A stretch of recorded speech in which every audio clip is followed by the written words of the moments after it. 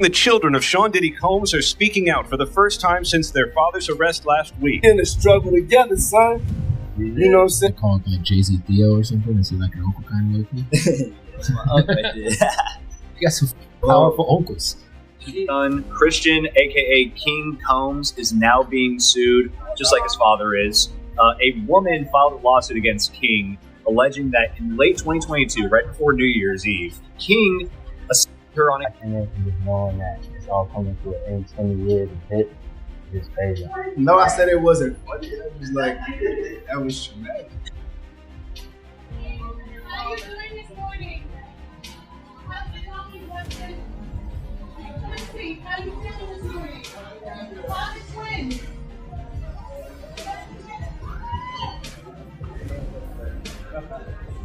Diddy's family drama is escalating as his son opens up about feeling more like an asset than a person to his father. Despite living in luxury and fame, he feels trapped.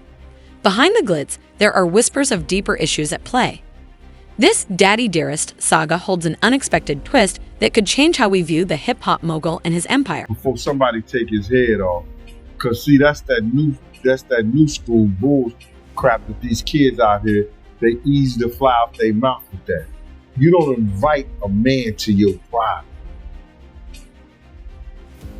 You don't invite a man to your private unless you doing the Diddy. If two men lay down, how many homos get up? Let me tell you, young man, 2 of them. You understand? So don't invite a man to your private because that man will see you and take your head off. Especially somebody like 50. You don't send or let a boy do a man's job. I don't know if he need that type of attention or he want that type of attention. Evidently he do. Ever wondered what it's like to have it all yet still feel empty? That's the reality for Diddy's son.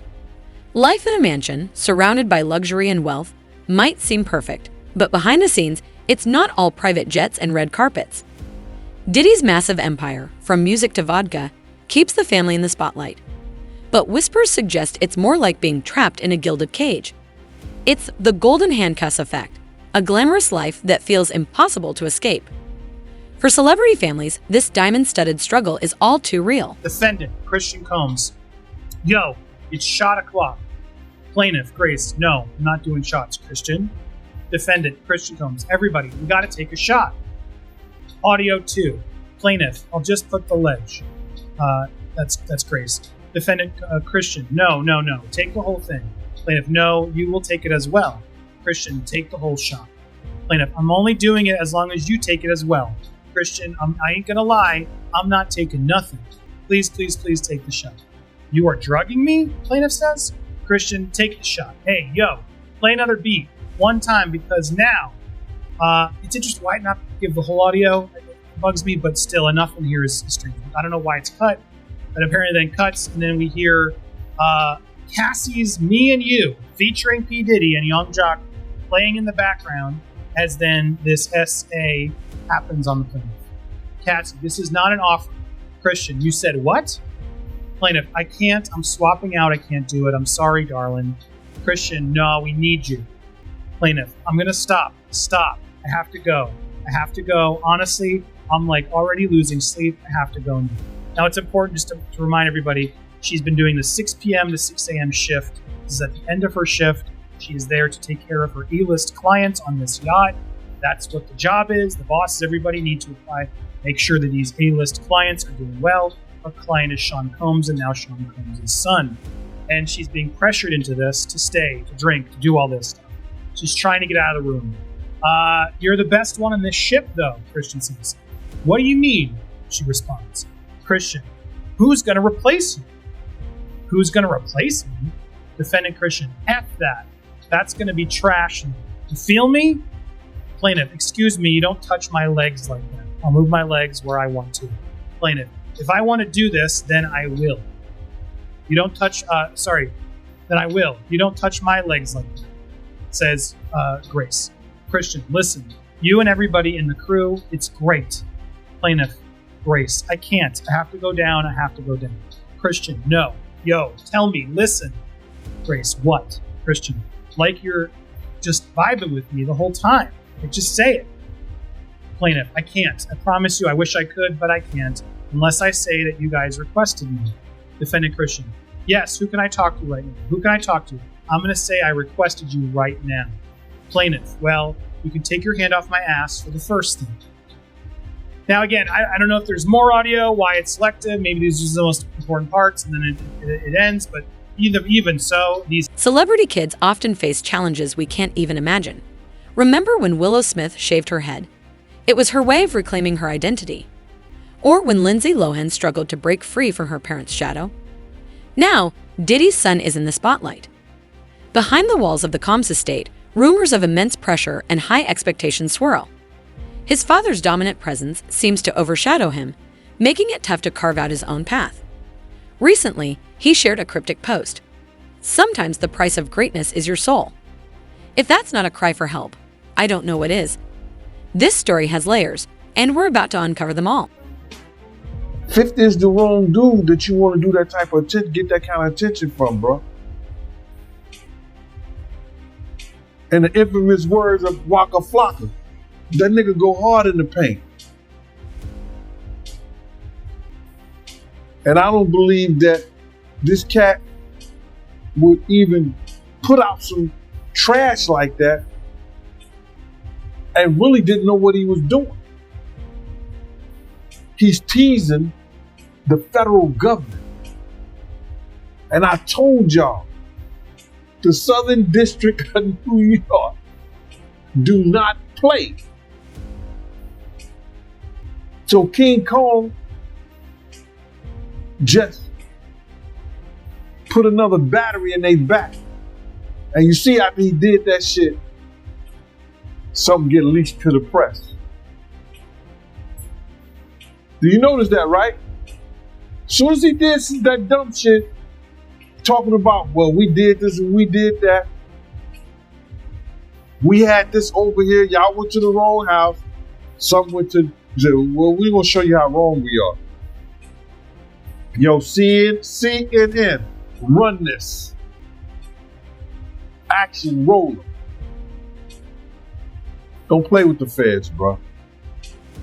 Because you got to realize this. They got a lot of time. All they got is time. Yo, they going to sit there, people sitting up there, they want something.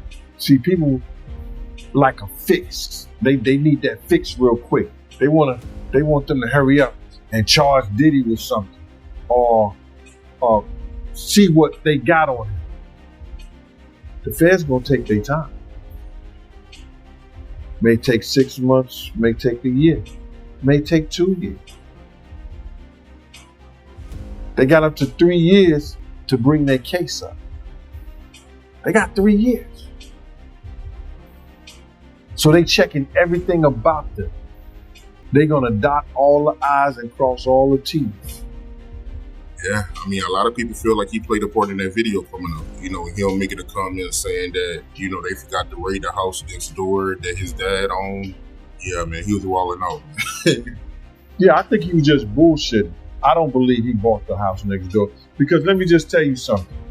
If anything or any name that had to do with Bad Boy, the federal government gonna run that. They know all the properties Diddy have.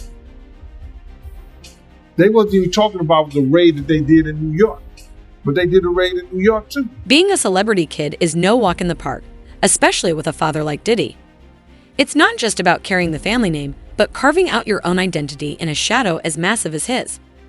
Experts call this narcissistic parenting, where kids are seen as extensions of their parents.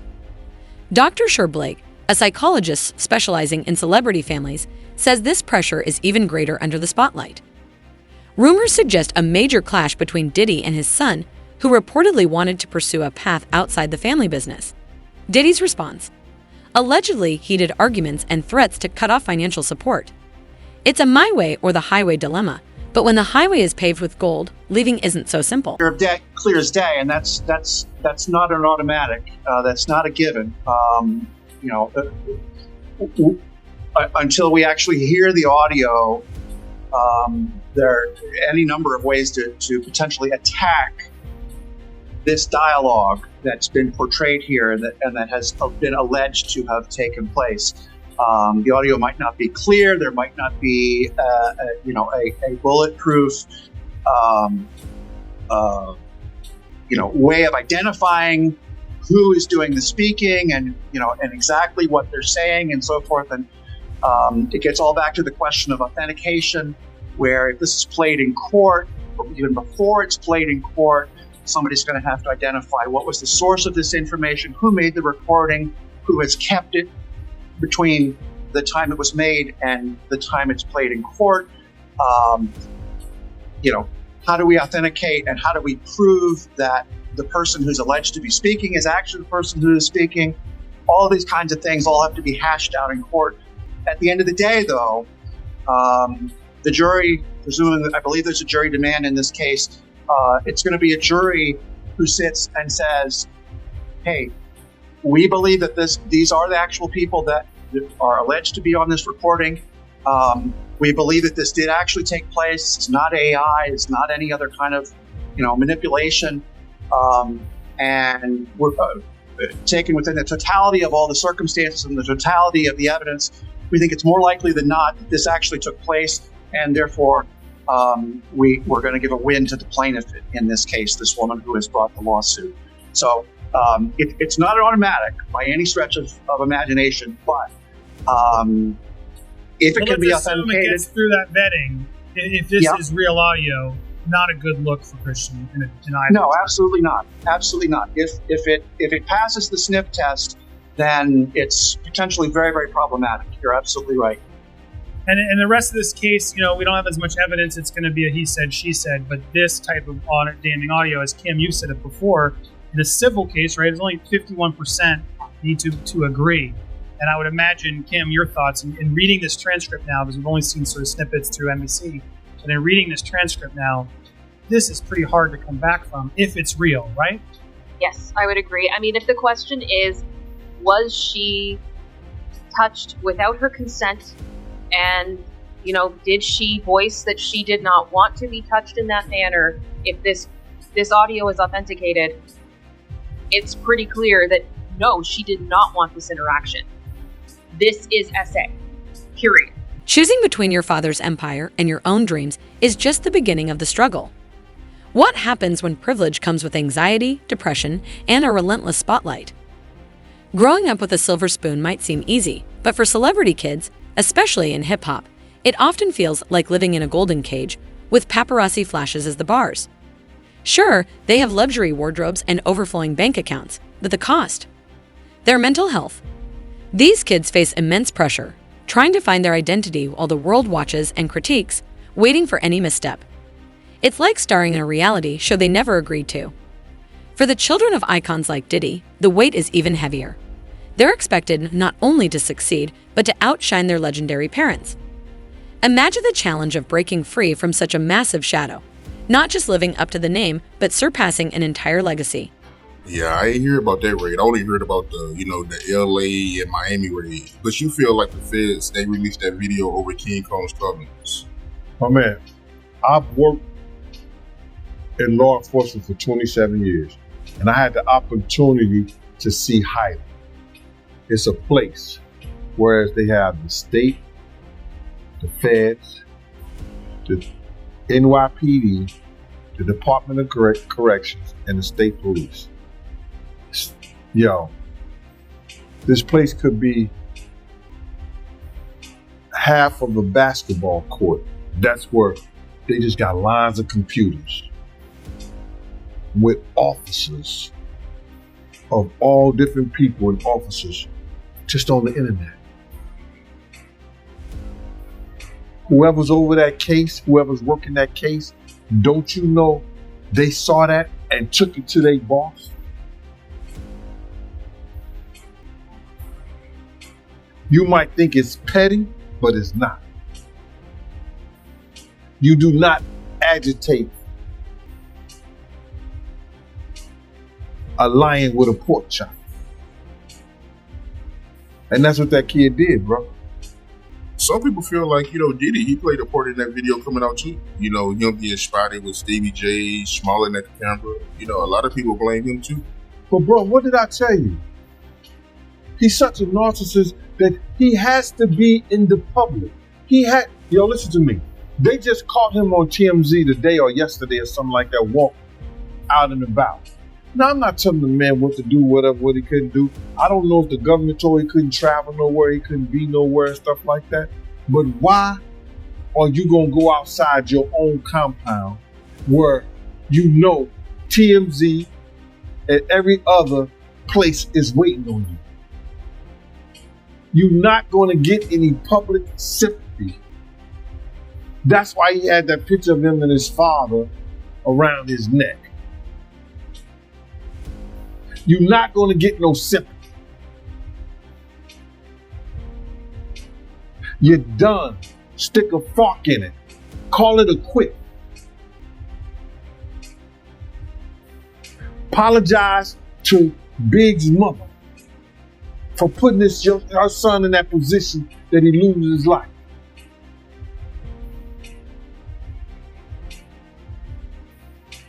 It's crazy. You better do a Russell Simmons. Yeah, a lot of people saying that, man. They saying that he gonna pull a Russell Simmons. Well, anything's possible, bro. But I don't know if the feds will allow him since they got an open investigation on him. The statistics paint a worrying picture. According to the Journal of Child Psychology and Psychiatry, children celebrities are twice as likely to struggle with anxiety and depression compared to their non-famous peers. And substance abuse is often part of the equation. Fame, it seems, doesn't come without a cost. So how is this affecting Diddy's son? Rumors suggest he's facing serious challenges. Behind the designer shades, sources say his anxiety can feel suffocating and his depression hits harder than Diddy's classic beats from the 90s. Whispers even hint that he's quietly seeking therapy, with rehab being a possible next step. While the full story remains unclear, where there's smoke, there's often a fire. And it seems this one is burning beneath the surface. Combs has 7 children. Writing on Instagram, we have seen so many hurtful and false rumors circulating about our parents, Kim Porter and Sean Combs' relationship, as well as about our mom's tragic passing, that we feel the need to speak out. Claims that our mom wrote a book are simply untrue. She did not. And anyone claiming to have a manuscript is misrepresenting themselves. A 60-page unverified book published earlier this month claimed to be the collection of diaries of Porter, died at the age of 47 in 2018. The children, who don't mention their father's arrest in the statement, go on to write, "Our mother should be remembered for the beautiful, strong, kind, and loving woman she was. Memory should not be tainted by horrific conspiracy theories." The message coming as another accuser goes public with allegations against Combs. Talia Graves claims in a civil lawsuit Combs and his bodyguard drugged, bound, and raped her in 2001 and filmed it. It's a pain that reaches into your very core of who you are, and leaving emotional scars that may never fully heal. The 54-year-old Combs has pleaded not guilty to charges he led a criminal conspiracy. Seek help? The answer could surprise you. We're diving into the golden handcuffs of fame, where breaking free comes with the risk of breaking down. Is Diddy's son preparing for a move that could shake the industry? Trapped in a life that feels like a scripted reality show, he's searching for a way to write his own story. But in a family as powerful as the Combs clan, breaking free is anything but simple. Rumors suggest he's exploring his options: discreet meetings with lawyers, quiet talks with industry leaders, and even considering a solo path outside the family empire. One thing's for sure, Diddy won't let his hair walk away from his empire without a fight. Kaczorski joins me now with more on this. Aaron, how significant is it to have a new accuser making claims like this on camera as Diddy's facing these criminal charges? Well, look, she is detailing in an anguished appearance with her attorney, Gloria Allred, what she said happened to her in 2001 and the lasting impact that she said it had on her, and coming after Sean Combs' arrest on criminal charges perhaps lends some additional credibility, because he's already been charged in a racketeering conspiracy that sought out women for abuse. She's also filed a civil suit. Could that affect the criminal case at all? The civil suit is at least the 12th filed against Sean Diddy Combs, and the first one from last November by Cassie Ventura is really what touched off the criminal case that led to Diddy's arrest and subsequent not guilty plea on the 3 criminal counts. Without the civil suit, there are probably not criminal charges against Sean Combs, but all the civil cases are now likely to be paused while the criminal case takes priority. Now, some of Combs' children issued this statement on Instagram, speaking out in defense of their mother, but they didn't really mention their father. What do you make of that? It was an interesting statement coming a little more than a week after Combs' arrest here in New York. And the children seemed quite protective of Kim Porter's legacy because there's this 60-page unverified manuscript online that claims to be Kim Porter's diary entries or a compilation of some of her thoughts. And the children said that it just isn't true. And they didn't want her and her memory commingled with him and the criminal case that he's now facing. And what's next in that case now? He's back in court in early October. For now, he is being housed in protective custody at a federal jail in Brooklyn. He's in a dormitory-style open housing cell with sandbag. Rebelling against your parents is tough, but when your dad has connections everywhere and pockets deeper than the Mariana Trench, it's a whole different game. Think potential lawsuits, being cut off faster than you can say bad boy for life, and the looming threat of blacklisting in the industry. It's a David versus Goliath story, except Goliath has platinum records and a vodka empire. And it's really sad that, the whole situation of this, as you read through the entire lawsuit and you kind of see the environment that she was placed in and how she was set up in this place where she was probably terrified to say anything.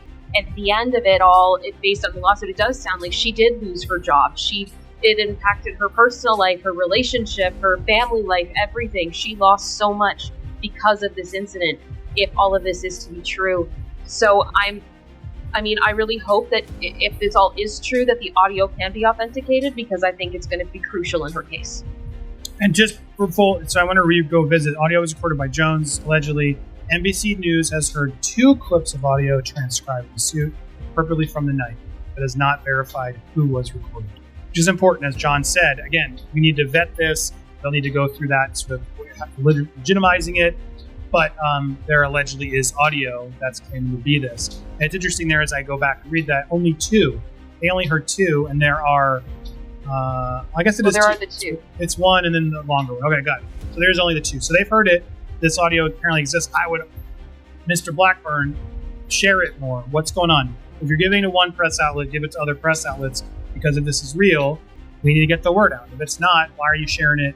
If it's private, why are you sharing it with certain outlets? I hope they do, so we can definitively figure out, is this real or not? Because I think it's important information to know.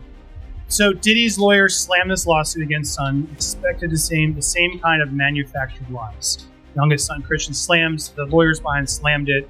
Again, they're going after Tyrone Blackburn. And I want to connect that because the last suit was kind of sloppy at times. Is that going to affect this? Do you think this one plays better because it's got the transcript on board? Or is there a version of this where this could be a shakedown by this Blackburn attorney who has had previous grievances? Does any of that come into play for you, John? Well, I'm assuming that he's gotten a little bit sharper and a little bit smarter since he filed the case in New York, the Little Rock case. I mean, and that was a little unusual. All of a sudden, he's had to go back several times and file a First Amendment complaint, First Amended complaint, then a second amended complaint, which somewhere along the line there was one or more procedural problems where you typically have to ask the court for leave or permission to file an amended complaint. Apparently that was not done in the way that the court expected it to be done. Most courts have their federal rules of civil procedure, and then there are usually some local rules as well. Somehow he managed to run afoul of those rules in terms of asking the court to file an amended complaint and so forth. And the reason he was filing amended complaints, I mean, for instance, the first, I think it was the First Amended complaint, had 72 pages, did not mention Cuba Gooding Jr., as I recall. Second amended amended complaint that he tried to file was up close to 100 pages, 90 or 100 pages, and all of a sudden it did include Cuba Gooding Jr. And you got to ask yourself, well, why? How did Cuba Gooding Jr. get left out of the original complaint and the First Amendment complaint? How did